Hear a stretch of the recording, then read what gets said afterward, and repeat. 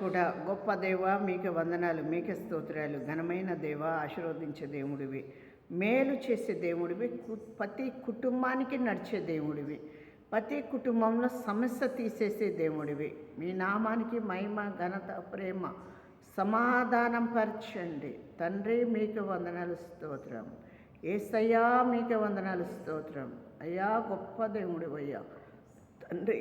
యెహోవా వీరే ప్రార్థన మందిరంలో మీరు మమ్మల్ని నడిపించే విధానం, మాతో మాట్లాడే విధానము, మీరు చేసే కార్యాలు ముందుకు నడిపించి ప్రతి వారిని దీవించి ఇక్కడ రక్షణ పొందే బిడ్డల్ని, అయా యేసయ్య బల్ల తీసుకునే బిడ్డల్ని, అయా మీరు నాయన ప్రతి వారిని మీరు రక్షించే దేవుడివై ఉన్నావు. వాళ్ళ కుటుంబాలు మేలు చేసే వాళ్ళవై ఉన్నావు. ఈ దేశానికి మేలు చేసే దేవుడివై ఉన్నావు. ప్రతి జిల్లా, మండలం, గ్రామాలు, విలేజ్లకు దేవుడు అయా మీరు ప్రతి వారిని కూడా మీరు దీవించే దేవుడివై ఉన్నావు. అయా చదువులు అయ్యా, అయా ఉద్యోగాలు అయ్యా తండ్రి, చేతి పని, కూలి పని అయ్యా, వ్యాపారస్తులకు అయా యేసయ్యా మీరు దీవించండి ప్రభువా. అయా యేసయ్యా మీకే వందనాలు, స్తోత్రము. రైతు బిడ్డలు, కరెంటు వాళ్ళు, పోలీసు వాళ్ళు, డాక్టర్లు, సిస్టర్లకు, అయా మున్సిపాలిటీ వాళ్ళకు, సైనికులకు, అయా అధికారులకు కూడా మీరు దీవించండి ప్రభువా. పసి బిడ్డల కన్నా పెద్దవారు వరకు నాయన మీరు దీవించండి, మంచి ఆరోగ్యం దయచేయండి. మీ నామానికి మహిమ, ఘనత, ప్రేమ మీరు ఇవ్వండి. మీరే సహాయము దయచేయండి. అయ్యా ఈ నూతన సంవత్సరం లాస్ట్ దినాల్లో మేము ఉన్నాము. మమ్మల్ని మీరు కాపాడి రక్షించిన దేవా, మరొక నూతన సంవత్సరం వెళ్తున్నారయ్యా. ఈ పండగల్లో మరి నాయన తండ్రి గొప్ప దేవుడివయ్యా, బిడ్డలందరకు మీరు నాయన అవసరాలు మీరు తీర్చండి, వాళ్ళ అవసరాలు తీర్చండి. వాళ్ళ అవసరం అంతా మీరే నాయన కాచి కాపాడి రక్షించే దేవుడివై ఉన్నావు. వాళ్ళకి ఆ అవసరాలు ఏదైతే ఉన్నాయో, వాళ్ళ కష్టాలు ఏదైతే ఉన్నాయో, వాళ్ళ బాధలు ఏదైతే ఉన్నాయో, వాళ్ళ అప్పులు ఏదైతే ఉన్నాయో, వాళ్ళ నిందలు ఏదైతే ఉన్నాయో అన్నిటికీ కూడా నాయన యేసు నామంలోనే తీసేయండి తండ్రి. గొప్ప దేవుడివయ్యా, నోరులేని జీవులకు మీరు కాపాడండి, మీరే రక్షించండి, మీరే ఘనపరచండి, మీరే ఆశీర్వదించండి నాయన. సహాయము దయచేయండి. యేసు నామంలో అడిగి వేడుకుంటున్నాం తండ్రి. ఆమేన్, ఆమేన్. అందరికీ వందనాలు. యేసు నామంలో వందనాలమ్మా. మరి దేవుడి చిత్తము ఎట్లా ఉంటుందంటే, మంచి మార్గంలో నడుస్తే దేవుడు ఆశీర్వదిస్తాడు. మంచి మార్గంలో నడుస్తే దేవుడు ఆశీర్వదిస్తాడు. మనము మంచి స్థలంలో మనం నిలబడకుండా కంపలో నిలబడితే మనకేం కూర్చుకుంటాయమ్మా? కంప కూర్చుకుంటుంది. అదే మనం మంచి స్థలంలో నిలబడి ఉండి మంచి స్థలంలో కూర్చొని ఉంటే, మంచి స్థలం దగ్గర నిలబడి ఉంటే మనకేం జరుగుద్దంటే అక్కడ ఏ అపవాది ఉండడు, ఏ అపాయము జరగదు, ఏ ముళ్ళు కూడా మనకి కూర్చుకోవు అన్నమాట. అందుకోసమే దేవుడు చెప్తున్నాడు, నువ్వు నడిచే తోవ నాదై ఉండాలి, నువ్వు మాట్లాడే మాట నాదై ఉండాలి, నీ కంటి చూపు నాదై ఉండాలి, నీ నడక నాదై ఉండాలి, నీ హృదయం కూడా నాదై ఉండాలి చెప్తున్నాడు దేవుడు. నిజంగానే అన్ని దేవుడిదై ఉండి మనం నడుస్తూ ఉంటే ఈ భూమి మీద పాపాలు జరగవు, నేరాలు జరగవు, హత్యలు జరగవు, అబద్ధాలు జరగవు. దేవుడి చిత్తంలో మనము ఎంత తోవలైనా నువ్వు నడువు, ఎంత మార్గంలో అయినా నడువు, దేవుడి కొరకే నువ్వు నడువు, దేవుడి కొరకే నడుస్తూ ఉండాలి. ఆనాడు అబ్రహాము బిడ్డలు లేని కొలత ఎంతో ఉంది. ఆయనకి ఎన్ని సంవత్సరాలు వచ్చినా కూడా బిడ్డలు లేరు అని ఈ సమాజము ఆయన ఎదురైనా కూడా పక్కకు తొలగేవారంట. ఆ బాబా గొడ్డుబోతోడు వస్తున్నాడు అంటారా లేదా? ఈ సమాజంలో అంటారు. కానీ దేవుడు చెప్తున్నాడు ఆ లోపమే కాదంట, అసలు ఆ లోపము కాదంట. దేవుడి చిత్తమైతేనే అక్కడ బిడ్డలవుతారు, దేవుడి చిత్తమైతేనే అక్కడ మార్గం ఉంటుంది, దేవుడి చిత్తమైతేనే ఏదైనా జరుగుద్ది. కానీ నువ్వు కీడులోకి వెళ్ళటం లేదు కదా, దేవుని ప్రార్థన చేసుకుంటున్నావు. బిడ్డలు లేనిది నీ లోపము కాదు, దేవుడు స్వస్థము. అది దేవుడు ఆజ్ఞ లేనిది మనకు బిడ్డలు కారు కదా. దేవుడు ఆజ్ఞ ఉండాలి. ఆయన పవిత్రమైన హస్తముతో గర్భసంచిని తాకాలి. మన మూసిపడిన గర్భాన్ని ఎవరు తాకాలి? దేవుడు తాకాలి. దేవుడు వచ్చి తెరిచిన రోజు నీకు మంచి ఫలము దేవుడు ఇస్తాడు. ఈరోజు అబ్రహాముకి చాలా ఇబ్బందులు పెట్టారు. దేవుడికి ఏం పెట్టారు? చాలా ఇబ్బందులు పెట్టారు. ఇబ్బందులు పెట్టినప్పుడు అబ్రహాము ఏమనుకునేవారంటే దేవుణ్ణి ప్రార్థన చేసుకునేవారు. దేవా, మరి యెహోవా నీకు నేను ఎంతో ప్రార్థిస్తున్నాను, కానీ ఈ ప్రార్థన అయ్యా నువ్వు అమ్ము కాకుండా నన్ను ఫలితంగా చూడు అంటే ఫలితంగానే చూడమంటున్నాడు. అందరి కొరకు ప్రార్థన చేస్తున్నాడు. నా ప్రార్థన వ్యర్థంగా పోనీవద్దు అంటే వ్యర్థంగా పోనీలేదు దేవుడు. ఆ రోజు ఆయన భూమి మఠమయ్యి ప్రార్థన చేస్తూ ఉంటే అబ్రహాము దగ్గరికి ఎవరు నడిచారు? యెహోవా నడిచారు. యెహోవా కానొచ్చారు ఆయనకి. తర్వాత ఆయన మారినాక మరొక ముగ్గురు కానొచ్చారు. ముగ్గురు కానొచ్చినప్పుడు ఆయనకి ఏమనిపించింది తెలుసా? అయ్యా అయ్యా యెహోవా, నన్ను కాపాడి రక్షించేవాడివి నువ్వే, నా కుటుంబం దాటిపోవద్దు అన్నాడు. అప్పుడు యెహోవా ఏం చేశారు? ఆయన కుటుంబంలోకి వచ్చేసిండు. ఆయన కుటుంబంలోకి వచ్చేసి చక్కటి జీవితము మంచి ఆశీర్వదించాడు. అక్కడ లేక దూడ దూపి కోపించాడు. అక్కడ మంచి 3 మానికల పిండితో రొట్టెలు ఆహారము పంచాడు అని అబ్రహాము. ఆహారమును పంచినావు కాబట్టి ఈరోజు నీకు గర్భఫలం ఇస్తున్నాను అన్నాడు. ఆశీర్వదించాడు. మంచి ఆహారము మరి అందరినీ పంచిచ్చాడు. అక్కడ మంచి ఫలము ఇస్తానని దేవుడు వాగ్దానం చెప్పాడు. వాగ్దానము చేసిన దేవుడు ఇస్మాయిల్కి ఇవ్వలేదా? అక్కడ ఇస్సాకు ఇవ్వలేదా? మరొక బిడ్డని కూడా ఇవ్వలేదా? ఆ బిడ్డలే ఈ భూమి మీద ఉన్నారు, చల్లగబడి ఉన్నారు, కష్టాల్లో పడుతున్నారు, అప్పులో పడుతున్నారు, వ్యాధి బాధల్లో పడుతున్నారు. ఎందుకు పడుతున్నారు? దేవుడు మాట విన్నవాడు, దేవుడు తోవలో నడవమని చెప్పినప్పుడు విన్నవాడు ఏం చేస్తాడంటే దేవుడు మాటలోనే నడుస్తాడు, దేవుడు ఆజ్ఞలోనే నడుస్తాడు, దేవుడు మంచి మార్గంలోనే నడుస్తాడు. ఏ అలవాట్లు కూడా చేసుకోడు. ఏ అలవాట్లు చేసుకోకపోతే మనకి ఇబ్బంది ఏముంటుంది? ఏ అలవాట్లు కూడా లేకపోతే మన ఆరోగ్యం బాగుంటుంది, మనకు ఏ హాని జరగదు. ఎక్కడికి వెళ్ళినా కూడా వాళ్ళు మంచివారు, ఏ పర్వాలేదు అనుకునే స్థితి మన మీదకి వస్తుంది. మనం ఎంత బాధపడుతున్నామమ్మా. ఈరోజు సమాజం ఎట్టుంది? ఎన్నో పాపాలు, ఎన్నో అబద్ధాలు, ఎన్నో మానభంగాలు ఆడపిల్లల మీద, ఎంతో అత్యాచారాలు చేస్తున్నారు, ఎన్నో అబద్ధాలు ఆడుతున్నారు. అబద్ధంతో కూడా ముందుకు నడుస్తున్నారు. కానీ మనకు చూసేవాడు పైన ఒకడు ఉన్నాడు. మనకు చూసేవాడు ఒకడు పైన ఉన్నాడు అని మనం ఏ తప్పు చేయకూడదు. పైన ఉన్నాడు కదా, ఆయన చూస్తూనే ఉంటాడు మంచి చెడు అన్నీ. నువ్వు తాటి చెట్టు దగ్గరికి పోయి నువ్వు కళ్ళు తాగినవా తాగలేదనేది దేవుడు చూస్తాడు. పోయినంత మాత్రం నువ్వు తప్పుడు దానివి కాదు, కానీ నువ్వు చేస్తేనే, నువ్వు తాగుతేనే నువ్వు తప్పుడువు. చెట్టు దగ్గర పోగానే మనకు ఏ హాని జరగదు, అర్థమవుతుందా? చెడు దగ్గర పోగానే ఏ హాని జరగదు, చెడు చేస్తే హాని జరుగుద్ది. తాటి చెట్టు దగ్గర పోయి తాగితే నీకు హాని జరుగుద్ది. నువ్వు తాగింది తాగంది దేవుడికి తెలుసు, ఆయనకు తెలుసు. ఆయన మార్గము ఆయన చూపిస్తూ ఉంటాడు.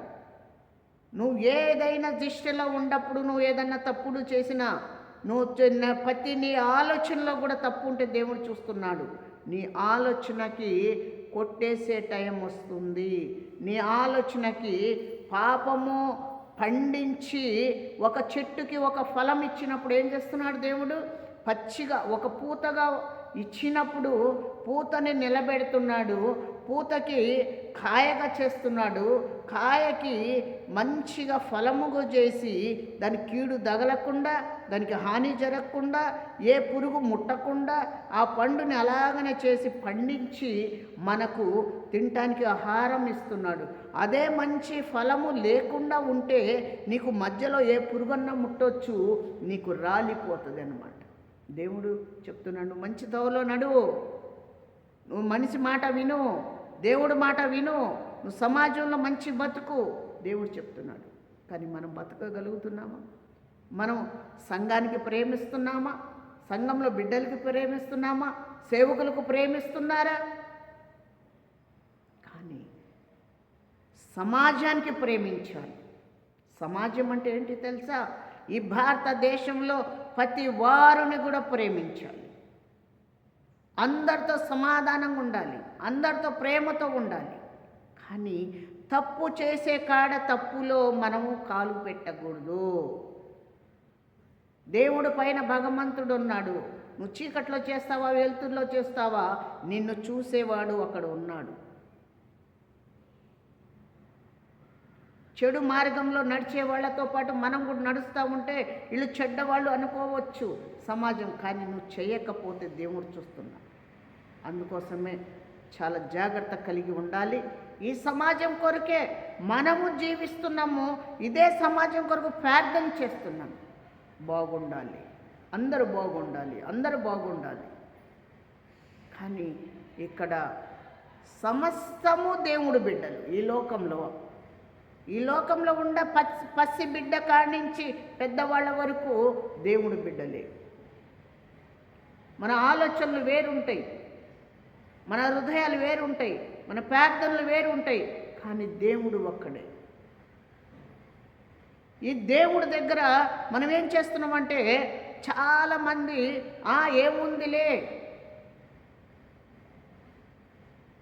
ఏముందిలే అని ఒకరికి ఒకరు గొడవలు పెట్టుకుంటారు, ఒకరికి ఒకరు మరి కచ్చలు తీసుకుంటారు, ఒకరికి ఒకరు నువ్వెంత నేనెంత అనుకుంటారు. కానీ పైన ఒక్కడు చూస్తున్నాడని గమనించుకొని వారికి వారు తగ్గించుకుంటే దేవుడు ఏం చేస్తున్నాడు?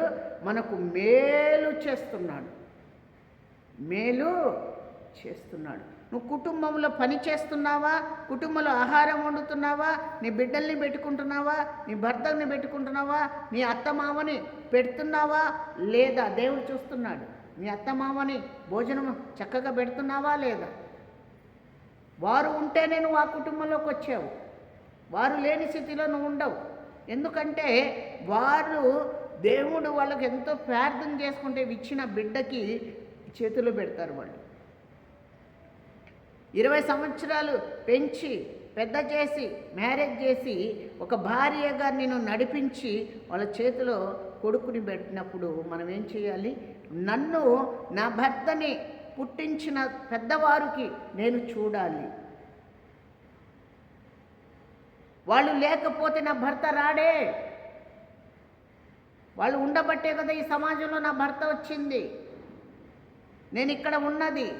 నాకు బిడ్డలు పుడితే నా కుటుంబం నిలబడ్డది, నా వంశం నిలబడ్డది అని చాలామంది చూడకుండా తల్లిదండ్రికి ఇబ్బందులు పెట్టేవారు ఉంటారు. కొందరేమో బిడ్డలకి తల్లిదండ్రి ఇబ్బంది పెట్టేవాళ్ళు ఉంటారు. అలాగా బిడ్డల సంపాదన మీద కూడా తల్లిదండ్రి కడదీసిన అక్కడికి వెళ్ళినా కూడా పరలోకానికి వాళ్ళ మీద ఆశ ఉంటుంది. మీరు అన్నదానాలు చేయమంటున్నాడు దేవుడు. వాళ్ళ పేర్ల మీదుగా అన్నదానాలు చేయండి. వాళ్ళ ఆత్మలు శాంతించాలంటే మీరు మంచి మార్గంలో నడవండి. మీ తల్లిదండ్రి మార్గము బాగుండాలి. మీ తల్లిదండ్రి ఆత్మలు శాంతించాలంటే మనం ఏం చేయాలి? ఒకరికి అన్నదానం చేయాలి, హస్తదానం చేయాలి. అనే వాళ్ళకి లేదు అనకుండా మనం ఉన్న దాంట్లోనే పెట్టాలి. అప్పుడు నీ తల్లిదండ్రి ఆత్మలు దేవుడి దగ్గర అయా మంచిగా నా బిడ్డలు చేసే ప్రతి పని కూడా దేవుడిదై ఉంది అని వాళ్ళ ఆత్మలు శాంతిస్తాయి. మనం చేయగలుగుతున్నామా? మనం చేస్తున్నామా? చెయ్యము. దేవుడి మాట వింటున్నామా? వినము. దేవుడి కోసము నడుస్తున్నామా? నడము. ఎందుకంటే దేవుడు సమాజంలో చెప్తున్నాడు, నీవు నోరు జారొద్దు అంటున్నాడు. మొదటి నోరు కాపాడుకోవాలి, రెండోది కంటి చూపు కాపాడుకోవాలి, మూడోది నడక చెడు దగ్గరికి పోకుండా కాపాడుకోవాలి. నీ మంచి ఆరోగ్యం, మంచి మనసు, మంచి హృదయము కలిగి నువ్వు జీవించి నా కుటుంబము సమాజంలో ఉన్న ప్రతి వారు కూడా బాగుండాలని కోరుకోవాలి. కోరుకుంటున్నారా? నీకు నువ్వే గీత గీసుకుంటావు, నీ సంపాదనే నువ్వు గీత గీసుకుంటావు, నీ వరకే నువ్వు బతుకుతావు. కాదు, అది కాదు సమాజం అంటే. ఈ లోకంలో ప్రతి బిడ్డలు పుట్టిన కాడి నుంచి వాళ్ళు దేవుడి దగ్గరికి వెళ్ళిన దాకా కూడా కాచి కాపాడాలి దేవుడని మనం ప్రార్థన చేయాలి. చేస్తే దేవుడు ఏం చేస్తున్నాడంటే మనకు ఏమి కావాలి అది ఇస్తున్నాడు.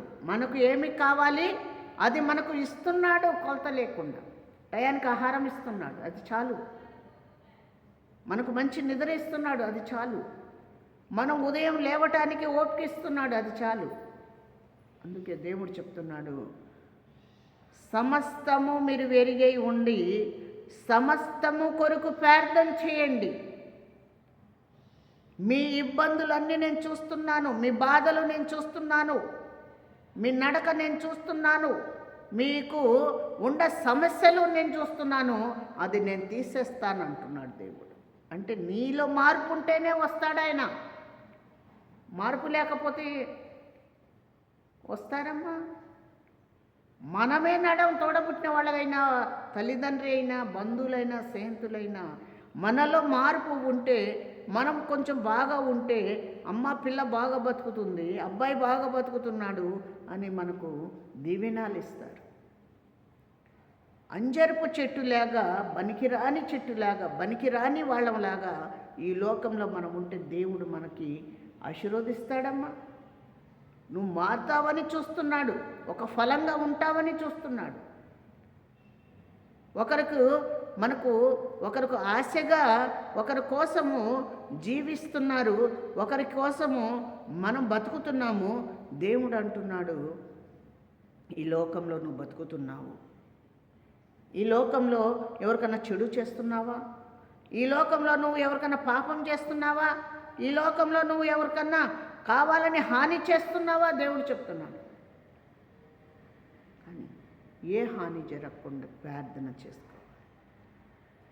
నా దేవా, నా రక్షకుడా, అయ్యా ప్రతి జిల్లా, మండలాలు, మన దేశాలు అయ్యా ఏ కొలతలు లేకుండా, ఏ హాని జరగకుండా సమాధానం, ప్రేమ మీరిచ్చి ఆశీర్వదించి ఘనపరిచి, యెహోవా వీరే ప్రార్థన మందిరంలో మీ కొరకు ప్రార్థన జరుగుతుంది తండ్రి. మీ నామానికి మహిమ, ఘనత, ప్రేమ మాకు ఇవ్వండి. బిడ్డలందరినీ దీవించండి అయ్యా. గొప్ప దేవుడివయ్యా, మీరు ఆశీర్వదించండి. ఈ దాచమల్లి మండలంలో భవానీ కాలనీలో బిఏడి కాలేజీ వెనుక ఇచ్చిన యెహోవా వీరే ప్రార్థన మందిరంలో అయ్యా మీ కొరకు ప్రార్థన చేయడానికి మాకు ఆశీర్వదించినందుకు మీకు వందనాలు, స్తోత్రం. ఘనమైన దేవ, ఆశీర్వదించే దేవ, మేలు చేసే దేవుడివి. బిడ్డల్ని దీవించి ఆశీర్వదించండి అయ్యా. మీ మందిరంలో ఎవరైతే నడుస్తున్నారో, నడవని వారికి కూడా మీరు దీవించండి. మరొక నూతన సంవత్సరంలో కాసి కాపాడి వాళ్ళకు మంచి సంపాదన, మంచి బిడ్డలు, సమాధానం, ప్రేమ ఇచ్చి సహాయము దయచేయండి. నేను వెళ్తున్న మార్గం మీదై ఉండాలి నాయన. అయ్యా మీరే సిద్ధపాటు చేసిన బండిలో నన్ను పంపియండి, ఆశీర్వదించండి, ఘనపరచండి, సహాయము దయచేయండి. యేసు నామములో అడుగుతున్నాం తండ్రి, ఆమేన్. వందనాలమ్మా, వందనాలు.